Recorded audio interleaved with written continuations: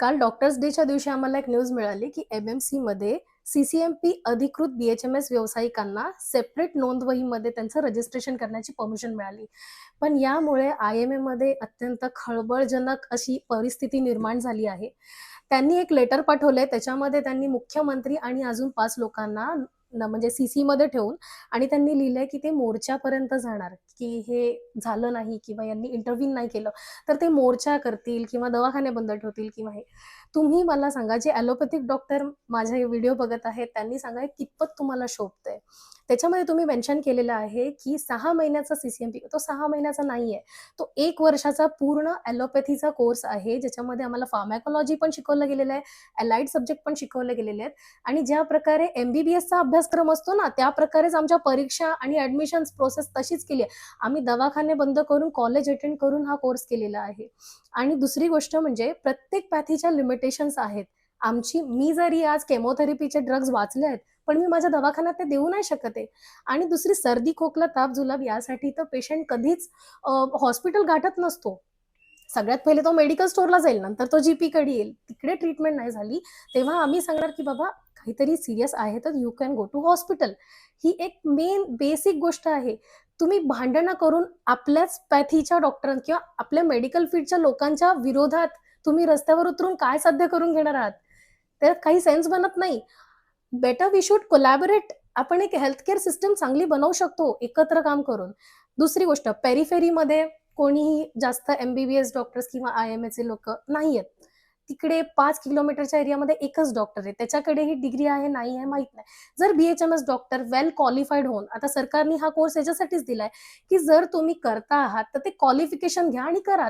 दिलंय क्वालिफिकेशन, केलंय आणि ते करतायत, तर करू द्या. काय फरक पडतो त्याच्याने? त्याच्याने काही हे नाही होणार. आता ज्या एरियामध्ये 5 किलोमीटरच्या एरियामध्ये डॉक्टर नाहीये, तिकडे जर तो व्यक्ती काम करतोय, तर त्याच्यात हरकत काय आहे? दुसरी गोष्ट म्हणजे होम व्हिजिटसाठी कोणीही सुपर स्पेशालिस्ट लोकं जात नाहीत. होम व्हिजिटसाठी आम्ही जातो. होम व्हिजिट्स करायला खूप लोकांना लागतात, कारण खूप सगळे बेड रिडन पेशंट असतात. खूप सगळ्या पेशंटला चालता येत नाही. त्यांना दवाखान्यात येणं पॉसिबल नसतं. नाही येत ते. ते शक्य होत नाही. त्याच्यामुळे या गोष्टींसाठी, या लिमिटेशन्ससाठी हा विरोध करणं म्हणजे हास्यास्पदच आहे. म्हणजे मी ते लेटर वाचलं ना, मला त्याच्यात काहीच कळलं नाही, की ह्यांना राग कुठल्या गोष्टीचा आहे. तुम्ही म्हटलेलं ॲलोपॅथी विषय शिकवला जात नाही, फार्मॅक शिकवलं जात नाही. शिकवलं ना 1 वर्ष झालं आता. त्याच्यावरती तुम्हाला जर काही डाऊट आहेत, जर काही अजून क्वेरीज आहेत, तुम्ही तुम्ही आमची एक टीम बसवा, आमच्या संस्थेशी बोला, म्हणजे दोघी टीम बसून एकत्र बोलून घ्या. आम्हाला मर्यादित औषधांनाच प्रॅक्टिस करायची परवानगी दिलेली आहे, त्याच्यावरती नाही. आय-एम-ए बऱ्याच वेळा कोर्टात गेले आहेत आणि कोर्टाने त्या गोष्टी सांगितलेल्या आहेत. कोर्टाची ऑर्डर आहे, महाविद्यालयाची ऑर्डर आहे. तसंच एम-एम-सीला पण लेटर गेलं. एम-एम-सीने पण त्यांच्याकडनं परिपत्रक काढलेलं आहे.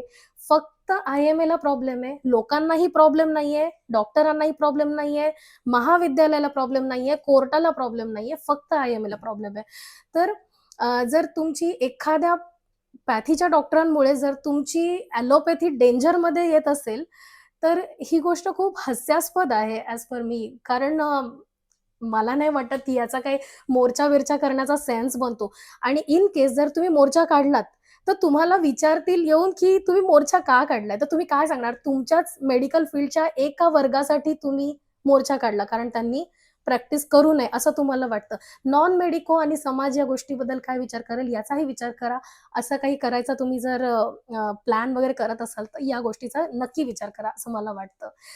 तसंच होमिओपॅथी आणि ॲलोपॅथी या दोन्हीपैकी बाकी कोणीही डॉक्टर जर हा व्हिडिओ बघत असेल, प्लीज कमेंट करा, की माझ्याकडनं काही चुकीचं जर बोललं गेलं असेल, तर प्लीज कमेंट करून सांगा, की काही योग्य मार्ग याच्यातनं दिसत असेल तर.